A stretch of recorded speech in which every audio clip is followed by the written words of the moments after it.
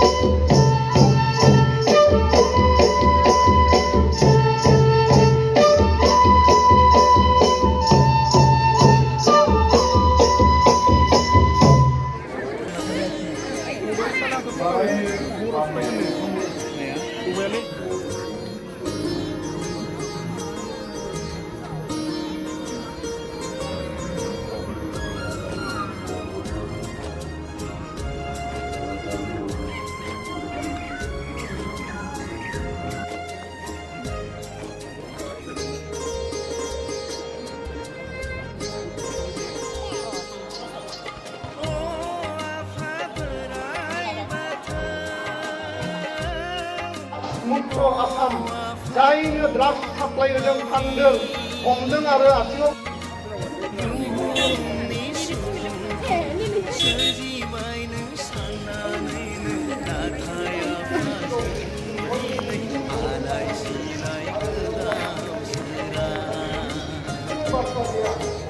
जोंहा दिनैनि बे हाबाफारियाव गाहाय आलासिया जोंनि गेजेराव सफैनो हायाखै थेवब्लाबो बिथांनि जायगायाव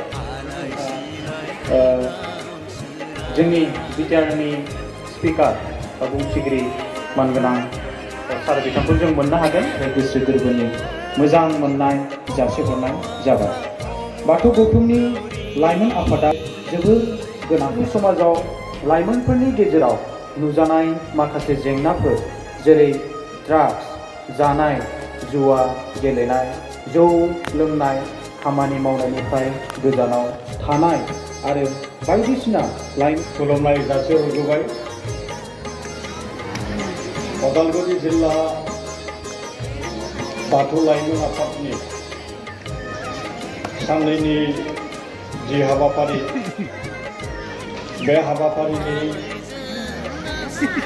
गेजेरजों जि हाबाफारिफोरखौ सामलायै दिनै नैथि साननि बे नैथि हाबाफारि, बे हाबाफारिखौ सामलायबाय थानाय सामलायगिरि बिथां, बे मेलावनो बाहागो लानो हानाय नोंथांमोननि बे बर' बाजार ओनसोलनिनो बयजोंबो सिनायजाखानाय आथिखालाव दुलाराय बर' फरायसा आफादनि आफादगिरि बिथां दिपेन बर'।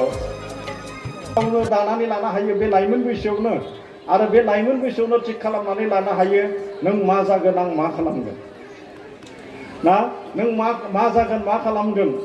निजरा बर'आबो बे बर' बाजारनिनो। आङो फैनानै प्रग्रामाव नुफैदों, जोंनि बाक्सायाव एसिस्टेन्ट कमिसनार जानानै दोङो जोंनि बाक्सायाव।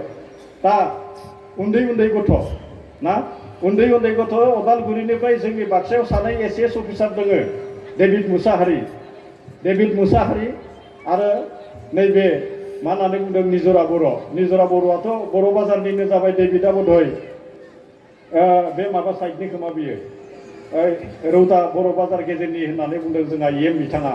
दा बेसोरखौ जोङो फल' खालामनांगोन, माबायदिहाय बिसोरो लाइमोन जिउखौ माबायदिहाय दादों, लाइमोन जिउखौ माबायदिहाय बिथांमोना गावनि जिउखौ बोरैहाय दादों, बेखौ जोङो बिथांमोनखौ जोङो फल' खालामनो नांगोन। बिदि होननानै ना जोङो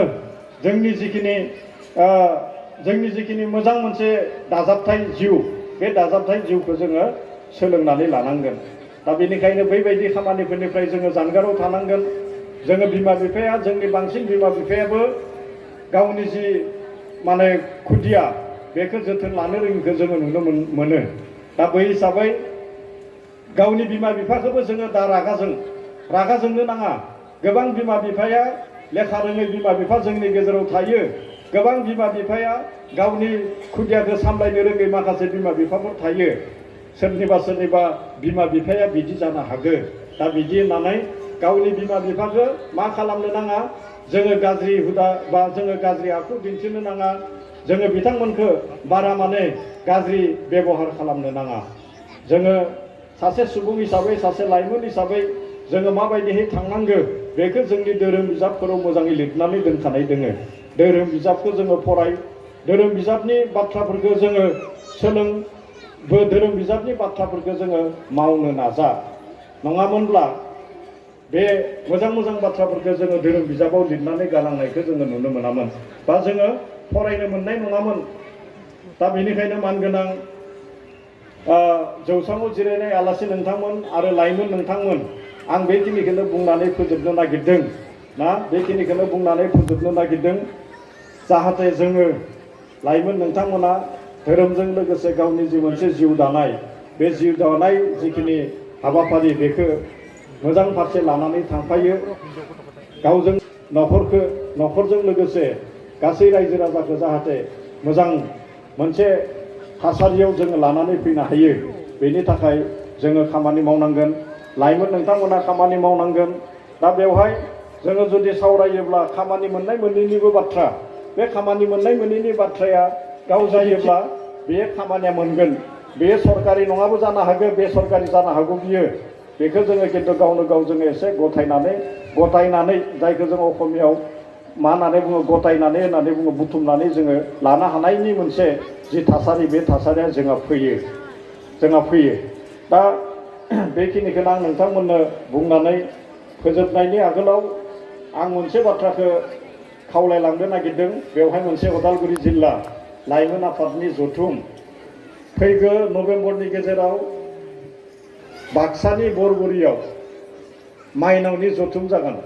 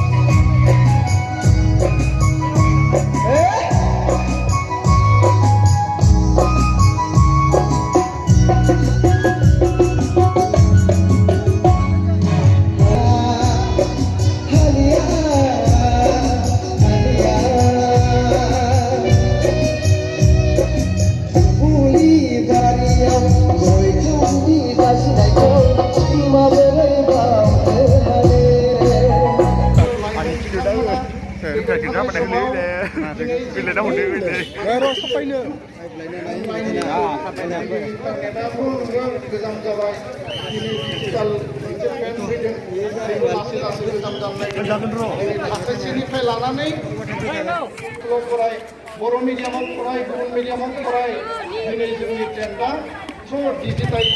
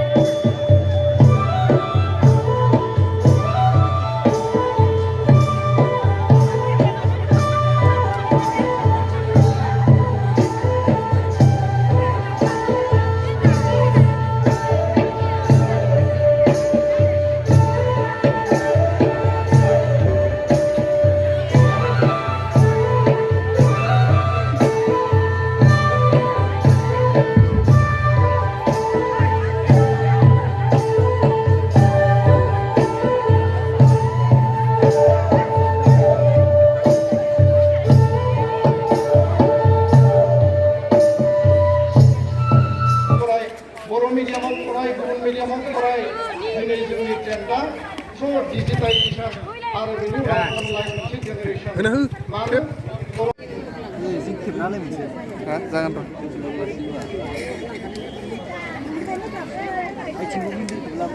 लांगोन